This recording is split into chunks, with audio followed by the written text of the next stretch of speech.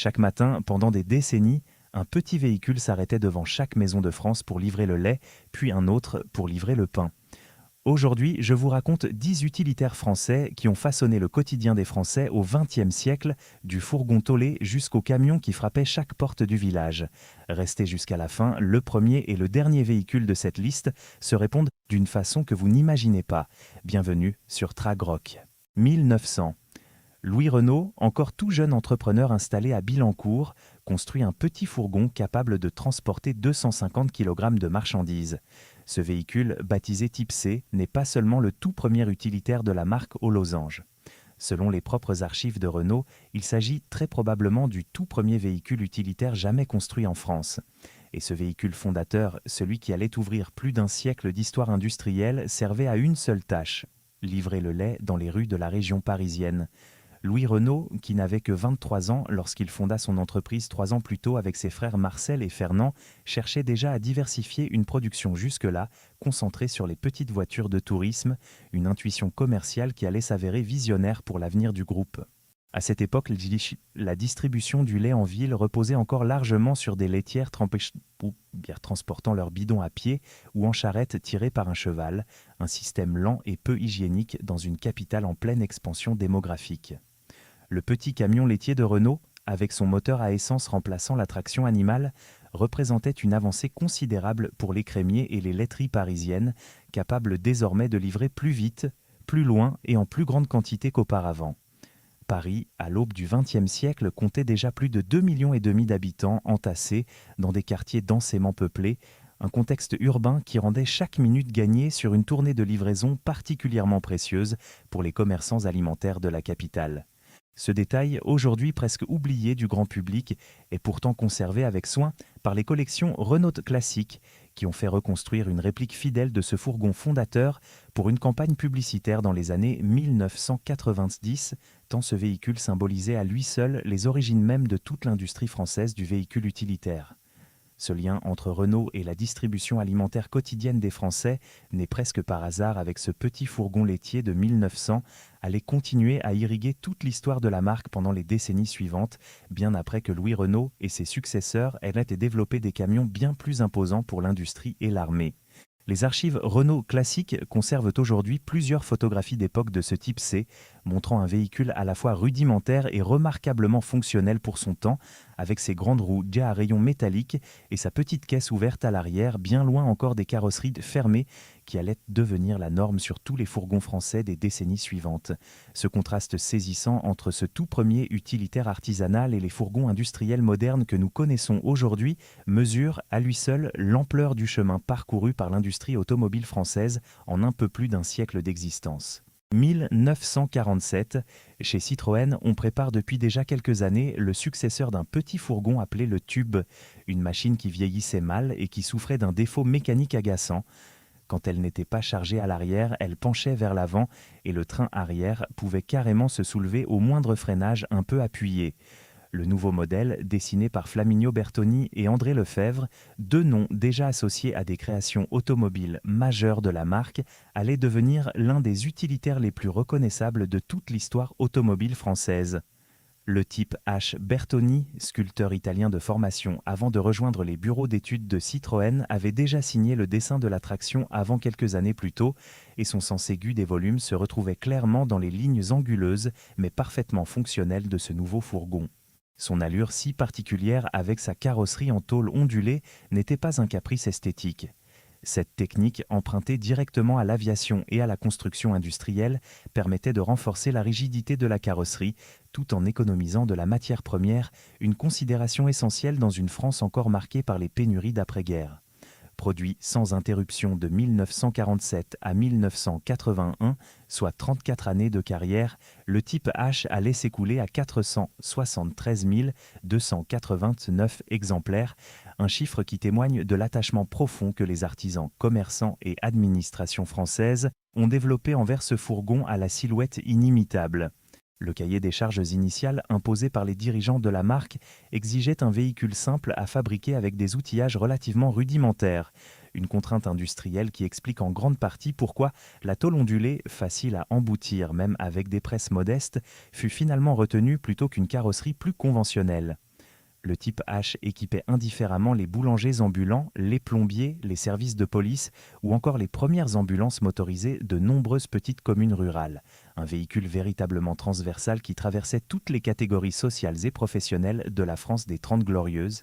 Sa traction avant, rare à l'époque sur ce type de véhicule, offrait un plancher de chargement particulièrement bas, un avantage pratique immense pour tous ceux qui devaient charger et décharger des dizaines de fois par jour. Le pompier de village, le maraîcher se rendant au marché, le photographe ambulant proposant des portraits de famille sur la place publique, tous se retrouvaient au volant de ce même fourgon aux flancs ondulés, une silhouette si familière qu'elle finit par devenir, pour plusieurs générations de Français, presque aussi reconnaissable que la Tour Eiffel elle-même.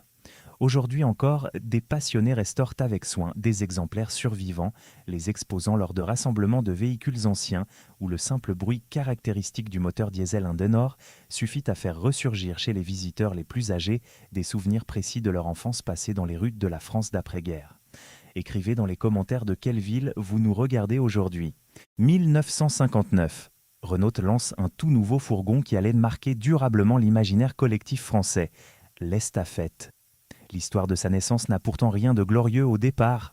Juste après la guerre, le plan Pont imposait aux constructeurs français de créer des fourgons d'une charge maximale de 1000 kg, le pays manquant cruellement d'utilitaires pour sa reconstruction.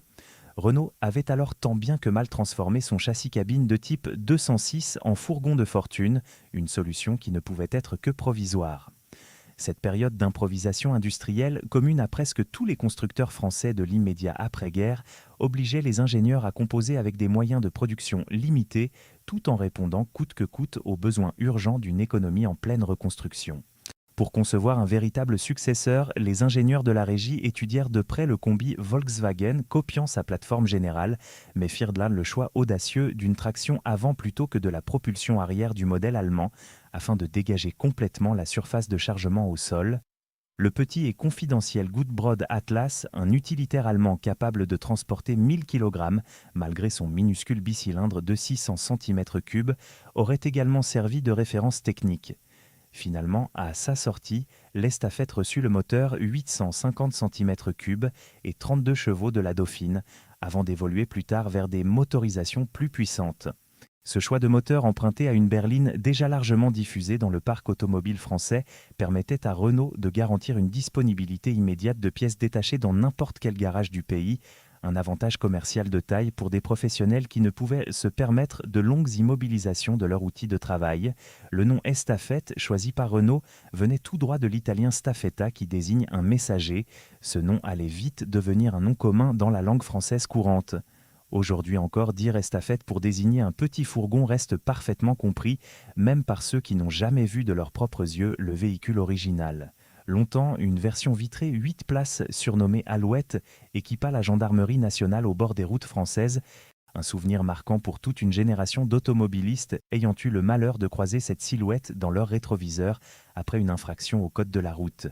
La porte latérale coulissante, une innovation de praticité que peu de concurrents proposaient à l'époque, permettait aux conducteurs verbalisés de s'installer directement à l'intérieur du véhicule face aux gendarmes qui tapaient consciencieusement le procès-verbal à la machine à écrire, une scène presque cinématographique qui reste gravée dans la mémoire collective des routes françaises de cette génération.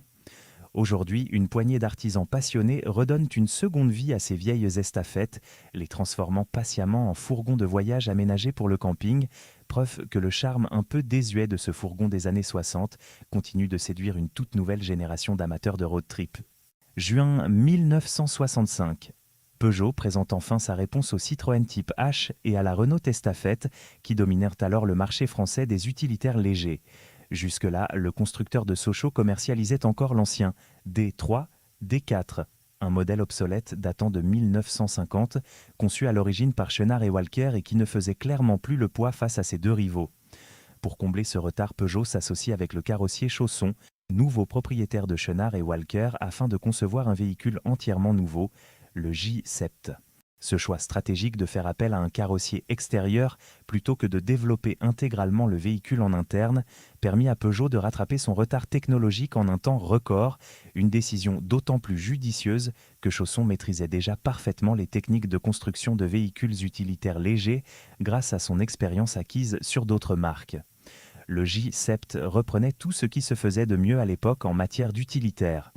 4 roues indépendantes, une cabine avancée, offrant un volume de chargement inédit, et des portes coulissantes qui facilitaient grandement les livraisons répétées en centre-ville.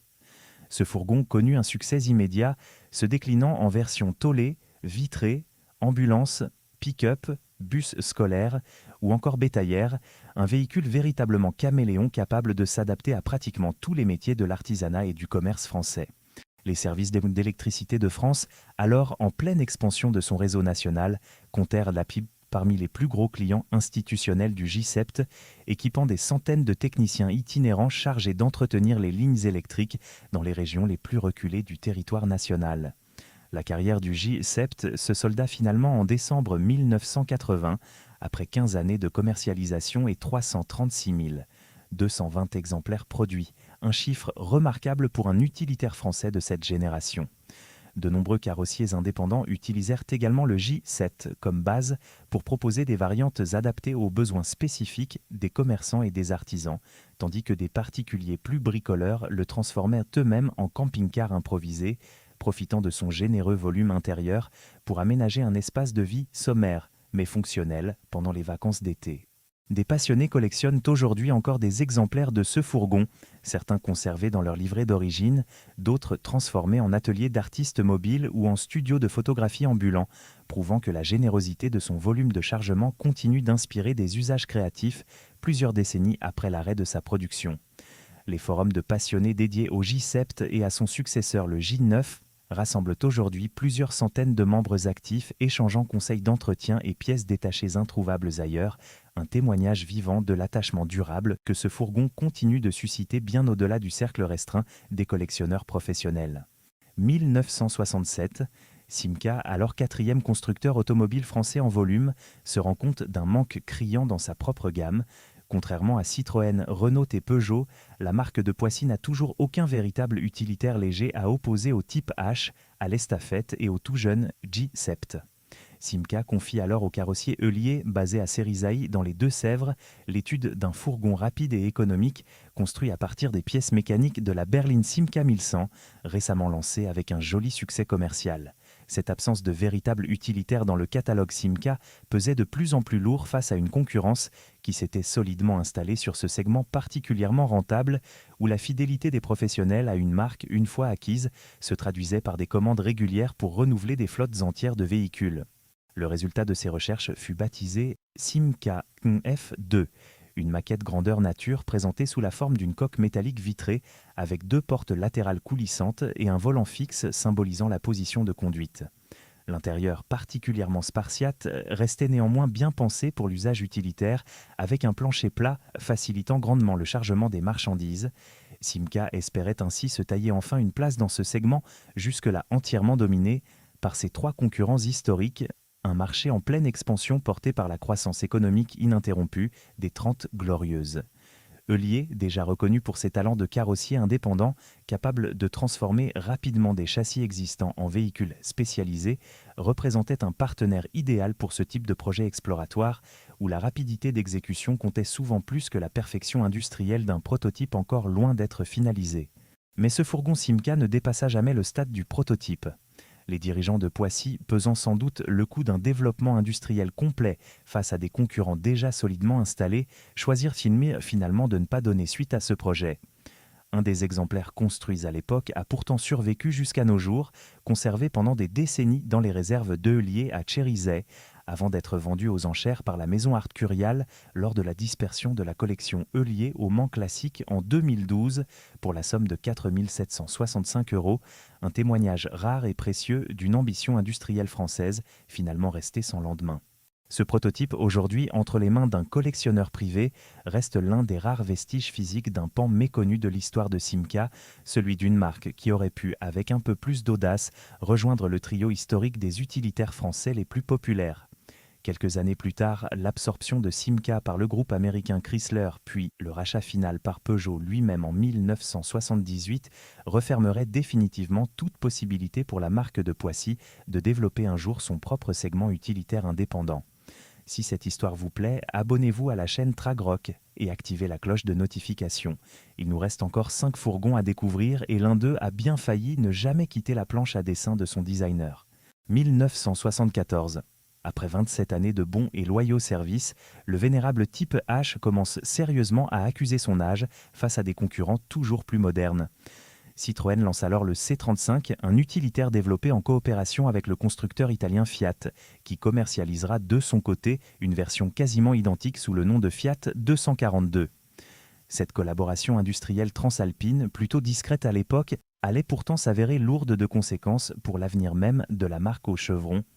Le développement conjoint de ce véhicule permettait aux deux constructeurs de mutualiser des coûts de recherche considérables, une pratique de plus en plus courante dans une industrie automobile européenne où les marges se resserraient sous la pression conjuguée de la concurrence internationale et des premiers effets du choc pétrolier de 1973. En effet, au tout début des années 1970, la famille Michelin, propriétaire de Citroën depuis plusieurs décennies, envisageait sérieusement de céder la marque au géant italien Fiat, une opération qui aurait fusionné les gammes utilitaires des deux constructeurs. Le C35, précisément parce qu'il partageait déjà une base technique commune avec Fiat, représentait un atout stratégique dans cette négociation, un argument de poids pour de futurs actionnaires italiens déjà bien introduits dans le développement du véhicule. Finalement, c'est l'État français qui interviendra dans ce dossier sensible, poussant fermement Peugeot à racheter Citroën, plutôt que de laisser un savoir-faire industriel français aussi stratégique passer sous pavillon italien. Cette intervention gouvernementale, motivée par des considérations d'indépendance industrielle nationale, autant que par des enjeux d'emploi dans les usines françaises concernées, illustre bien le degré d'implication de l'État dans les grandes décisions de restructuration de l'industrie automobile hexagonale durant cette période charnière des années 70.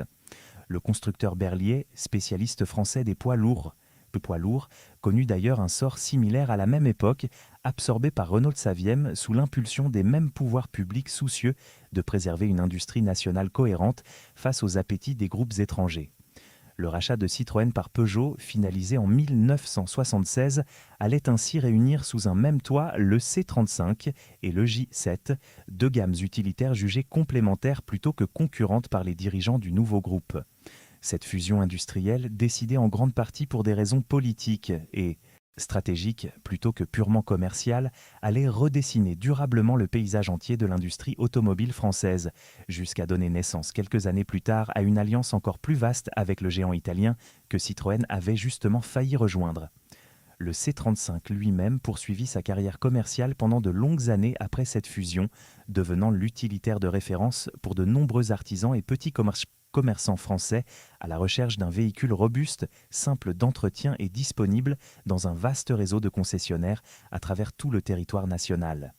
Encore aujourd'hui, quelques exemplaires du C35 circulent dans des zones rurales isolées, généralement entre les mains de propriétaires qui les entretiennent eux-mêmes depuis des décennies, refusant de se séparer d'un outil de travail dont la simplicité mécanique continue de faire ses preuves malgré son âge avancé.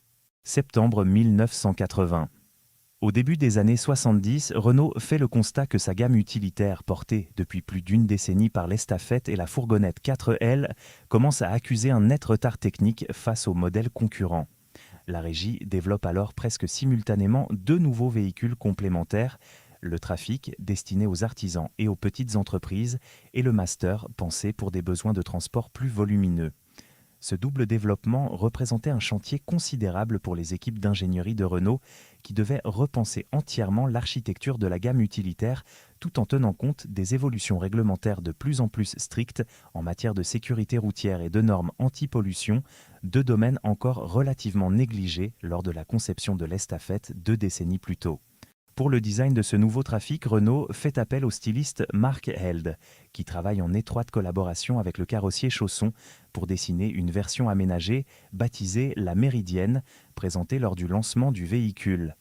Techniquement, le Trafic proposait dès son lancement deux motorisations. Un moteur essence Cléon-Fonte de 1397 cm3 développant 46 chevaux et un moteur diesel Douvrin de 2068 cm3 développant 58 chevaux, ce dernier comblant enfin un manque cruel dont souffrait l'ancienne Estafette, jamais proposée en version diesel.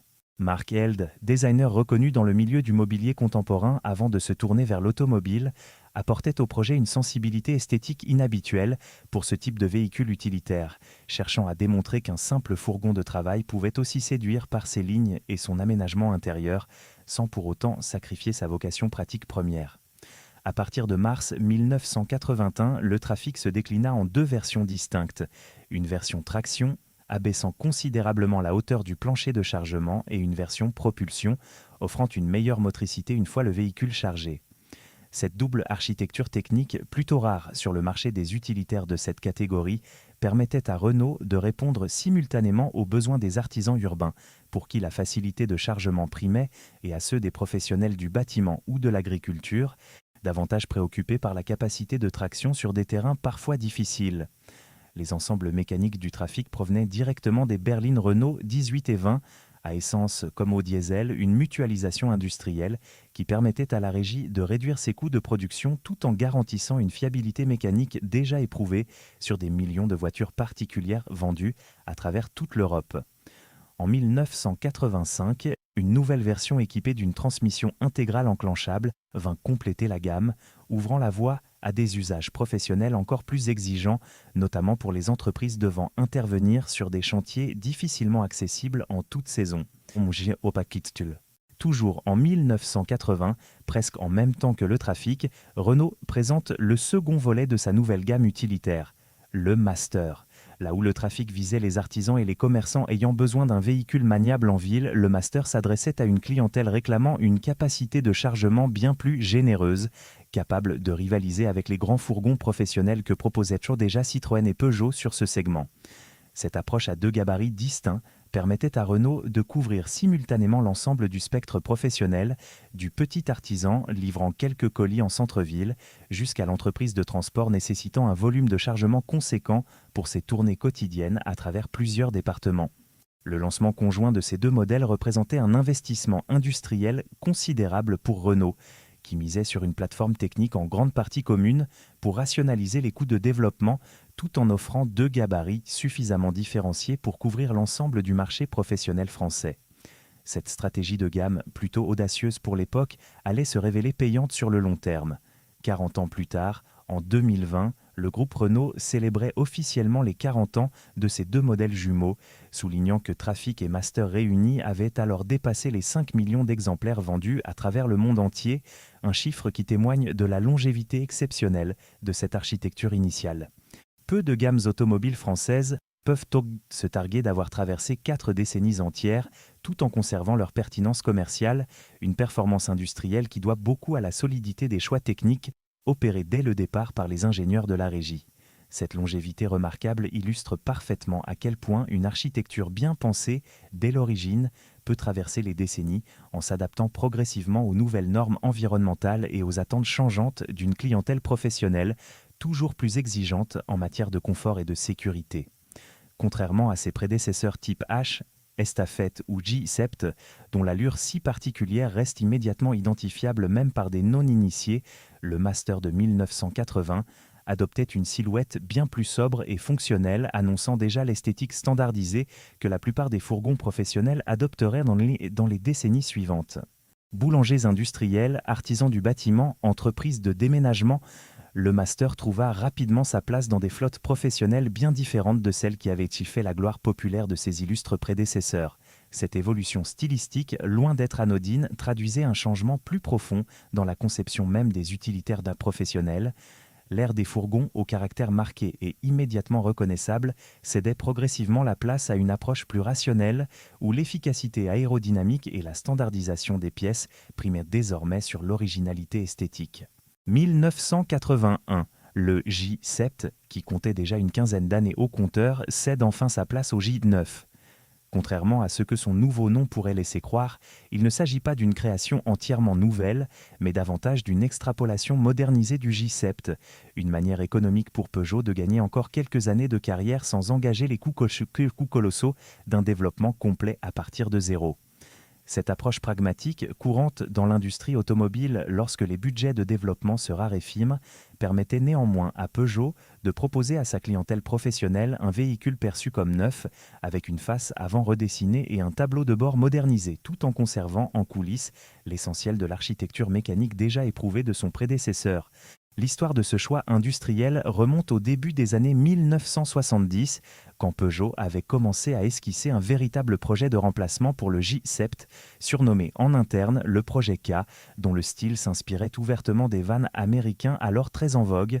Renault était même venu frapper à la porte de Sochaux pour proposer de partager le développement de son futur trafic, une offre que Peugeot déclina poliment. Puis, vers 1974, tous les développements du projet K furent brutalement interrompus. L'État français incitait alors très fermement Peugeot à racheter Citroën, dont la famille Michelin s'apprêtait à céder le contrôle au groupe italien Fiat. Ce refus initial de collaborer avec Renault, motivé par une rivalité commerciale bien ancrée entre les deux constructeurs français, allait finalement s'avérer sans importance stratégique, puisque les événements industriels des années suivantes rebattraient complètement les cartes du marché des utilitaires français.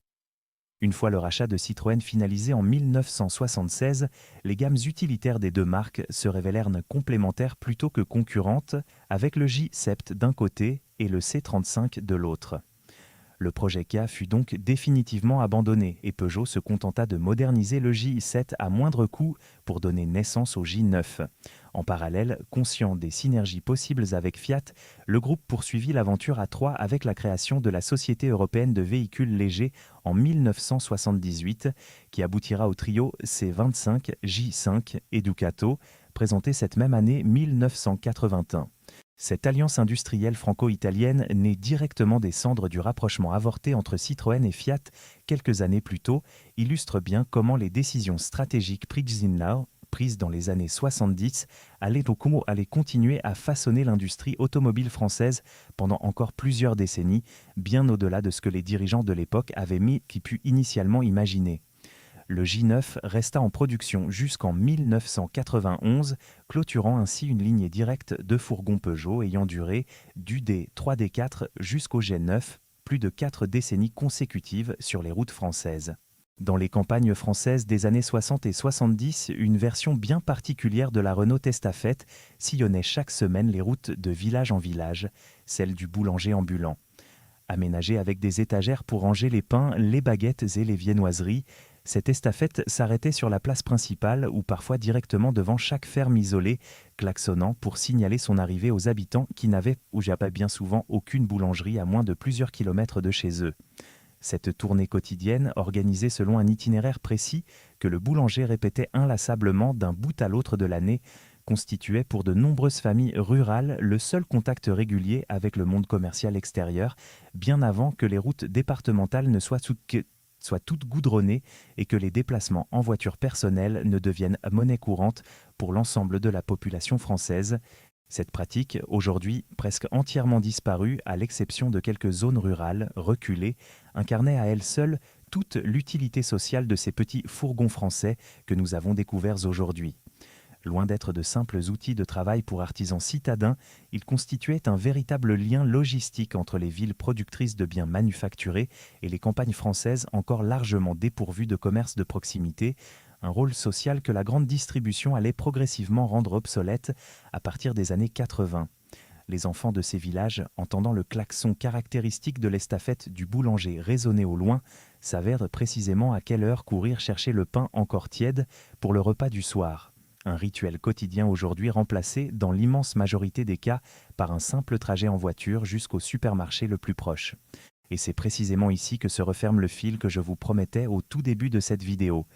Le tout premier véhicule de cette liste, ce petit fourgon laitier Renault de 1900, et ce dernier fourgon de boulanger ambulant équipé sur une estafette près de 80 ans plus tard, racontent en réalité la même histoire, celle d'une France où l'automobile utilitaire n'a jamais seulement servi à transporter des marchandises, mais à tisser chaque matin un lien concret entre les usines qui fabriquaient ces véhicules et les foyers qui en dépendaient pour se nourrir.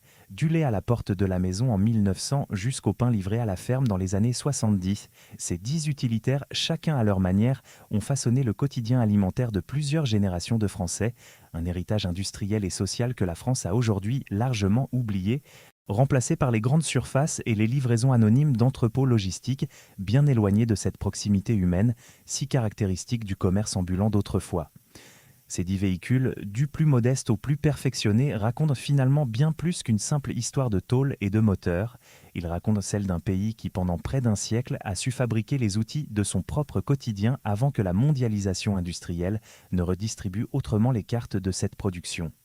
Écrivez dans les commentaires quel fourgon vous rappelle le plus votre enfance ou celle de vos parents et sur quel modèle vous aimeriez voir une prochaine vidéo.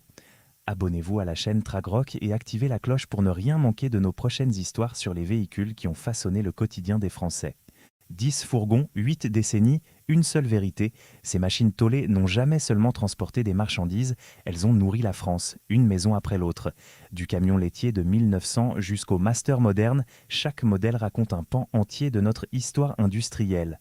Abonnez-vous à la chaîne Tragrock et dites-nous en commentaire quel autre utilitaire français vous voulez découvrir. À très bientôt pour une nouvelle vidéo.